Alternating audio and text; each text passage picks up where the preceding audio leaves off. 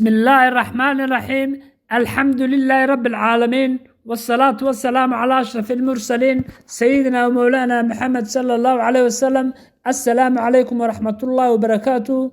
waxaan halkan ka salaamayaa dhammaan Soomaali Maxamed meel walba ay joogaan. waxa ka inooga sii socon doona insha Allah gabayadii diiniga ahaa ee taxanaha. waxa gabayga maanta la yiraahdo qalbiga ugu fiican, wuxuuna ka hadlayaa ninka uu ka qalbi fiican yahay in adduunka lagu dhibo. wuxuuna ku bilaamayaa insha Allah sidan: indhaha adduunka u qurxoon baa u ooyid badane, qalbiga ifka u fiican baa u dhib badan arkaye, uurka u iftiin badan uunka u olol badane,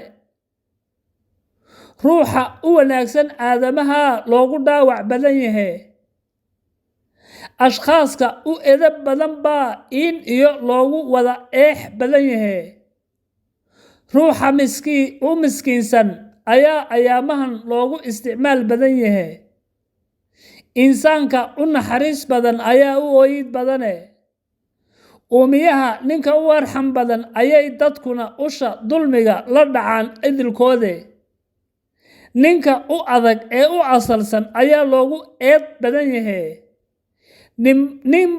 ninka uu ka axmaqsan yahaa adduunka la ixtiraamaa ayaamahane,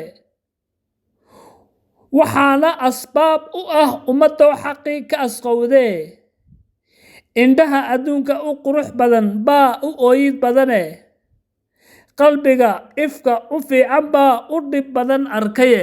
waad mahadsantihiin dhammaantiin. waxaan leeyahay dadka qalbiga fiican aan ilaashano insha Allah walaalayaal. wasalaamu calaykum waraxmatullaahi wabarakaatu.